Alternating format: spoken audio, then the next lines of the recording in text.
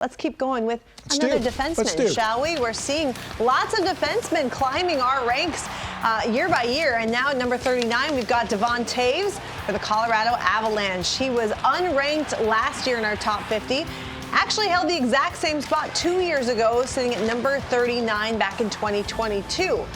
Now it's his third consecutive season with at least 50 points. So he joins the likes of Dahlin, like we were just mentioning, in somebody that can provide offense rather as well. But it's pretty amazing that when you have a guy like Cale Makar, you also have this otherworldly defenseman in Toews. It's easy to overlook a Devon Toews when you've got the likes of a Makar on your roster, but you start unpacking what Toews has done since he stepped on NHL ice.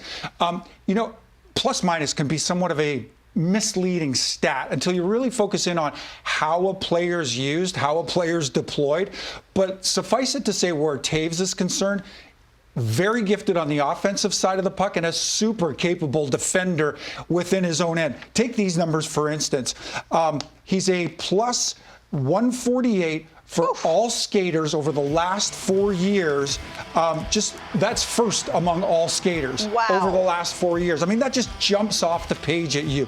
I mean, you're talking about a really significant, just averaged across those 4 seasons. That's a really robust plus minus. But Toews has the instincts of a real sniper from the back end, but just a really prolific, a really solid defender. On the other side of the game, you don't generate totals like that unless you've got it going both ways. Yeah, and he was rewarded by signing a 7-year deal worth over $50 million. Yeah. This will be the first year of that contract. Sometimes when guys sign big contracts, we see them maybe let the foot off the gas a little bit. I don't expect that from him, right? It looks like he's got more to prove. That whole Avs team has more to prove. Without question. He's been a steady producer when healthy from the moment he sets foot on NHL ice, but a really robust blue line where these guys are concerned, no question about it. How about this Avs team as a whole? It's only been a couple of years since they, got to the promised land, hoisted the Stanley Cup, but they still have one of the best lineups in the game. Do you like them in terms of Stanley Cup favorites? I would argue this might be the best blue line across either conference. And then when you've got the likes of a McKinnon and a Rantanen and the kind of dynamicity that this group trots out